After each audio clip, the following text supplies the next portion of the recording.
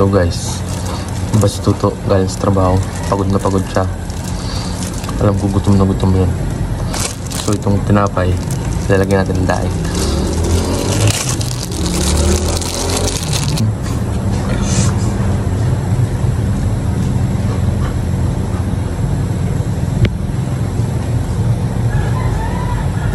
Natin ng nilata.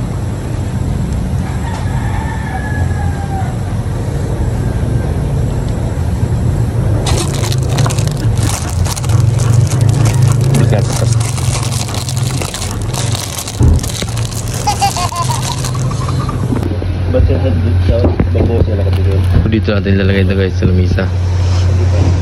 Samahan natin ng tubig. Yes guys, yun siya guys.